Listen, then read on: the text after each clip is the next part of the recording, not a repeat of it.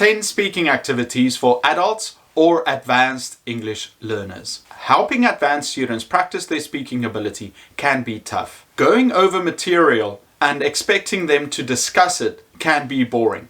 That is why we should use games or activities to get them excited and talking in class.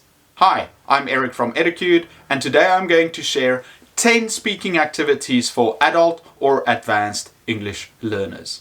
But before we start, if you would like to receive more tips and activities on teaching, please like and subscribe and hit the bell button.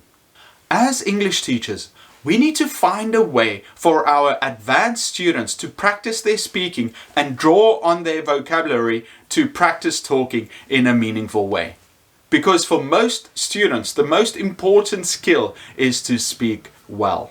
Next, I will introduce some activities I found on the internet as well as games that I use in my own classes. I put the links to the websites in the description below.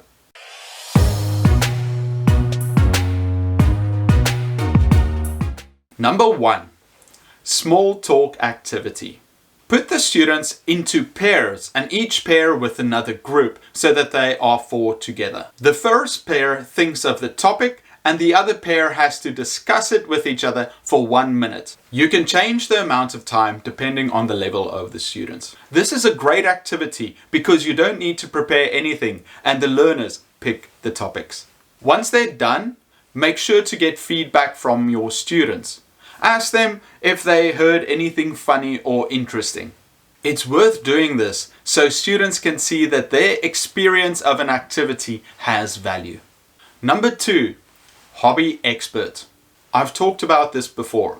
Each person has something that they're very good at. Let each student pick a hobby or skill that they are proud of and quickly write down a few notes how to become very good at that hobby. Then they have to explain to a partner step by step how to get good at that skill. Make sure that they include at least 5 steps and no sleeping or playing video games. When done, ask the students what their partner has taught them.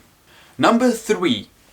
Use phones. We have one of the best resources in the world at our fingertips. When I start class, I often ask my students to take out their phones and find a photo they have taken recently. Then they have to share the story of the photo in small groups. Social media like Instagram is blooming, and learners really want to share their lives with other people. Most are so happy to share something interesting or fun that happened in their very own lives, or just a pretty picture they took of something. It also makes it easier for them to explain what is going on in their lives. You can also encourage the rest of the group to ask them the 5 W's. When was it taken? Who is in the picture? Where? What were you doing? Why? Include these to make this a great activity for adult and advanced learners. Number 4. Project-based learning, or PBL. Speaking of phones, since most people have internet on their phones, you can ask the students to do some projects together. Pair them up and tell them to present their findings to the class. They are news presenters and they have to find a news story that they will share with the class. But make sure they find the information from an English site. I've done the same thing when I was preparing students for a trip abroad. I asked them to plan a day in the city they were visiting. Their itinerary should include places to go, restaurants to eat at, and activities to do. And remember, push them to use English sources. Most Koreans use the exact same blogs, but we want to expose them to real content instead of translating. It could also be something simple like telling the class that we're going to have a day out. One group has to pick a movie. One group has to plan the transport. How are we going to get there? Another can find a restaurant that we'll eat at.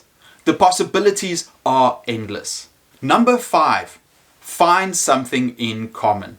All humans want to form connections with other people. So there is nothing better than to find out what you have in common with a classmate. Challenge your students to have a conversation with a partner and find out what exactly they have in common. It could be that they went to the same vacation spot when they were younger, or they both have 2 sisters. It's even better if it's something exciting or interesting. Give them a couple of minutes to have a conversation, write it down, and then they can share it with the class. You might notice that I insist on getting feedback from the students after every activity. It's because I believe that at this level, you should always have an outcome or a resolution. Number 6, 250 conversation starters. Trust me, you're going to thank me for this one. I found a wonderful list of conversation starters from a website called Conversation Starters. It has 250 questions that you can ask someone to get a conversation started. I've put the link for the website down below, and I also collected all the questions and put them in a Word file that you can download for free. Trust me, these are gold. Cut them out for conversations in class. Students sit in small groups, pick up the question and answer. Number 7, just a minute. Most students have an issue with fluency. They speak very slowly and there are often pauses in between their sentences. Just a minute is a great activity to help with fluency. I first saw this on Jackie Boland's website called ESL Speaking. To start off, write down topics on your board. It could be topics that you're already doing in class or ones that you think of on your own. Make sure that there are more topics than you have students. Have students play rock, paper, scissors or pick a number from a jar. I always think it's better for students to believe that it's fate that have chosen them rather than the teacher picking.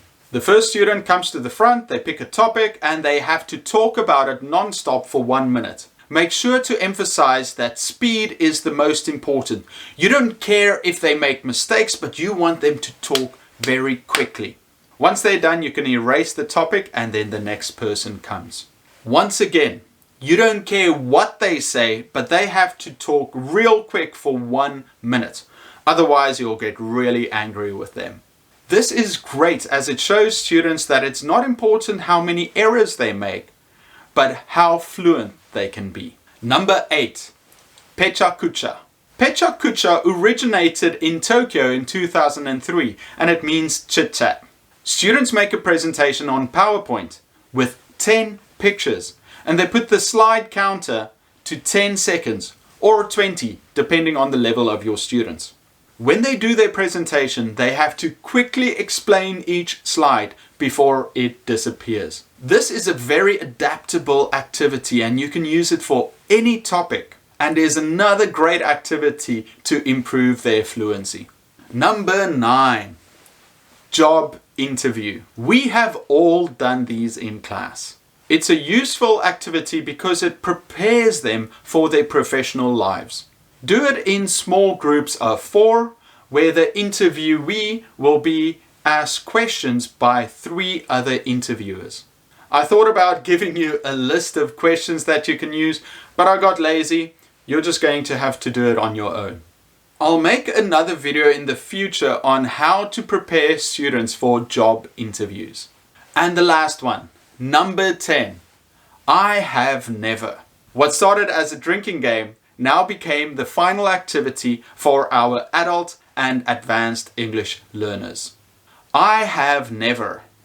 Students raise their hands, then they have to say something they have never done. If somebody else did it in the group, that person has to put down a finger and then talk about that experience. Try to keep things PG. This is a great way for students to share experiences from their lives. Remember, whatever you do in class, plan to make the lessons as student-centered as possible. That is where you will get the best out of your adult or advanced students. If any of these activities are useful, please like and subscribe. I'm Eric from Edicute, and I'll see you next time.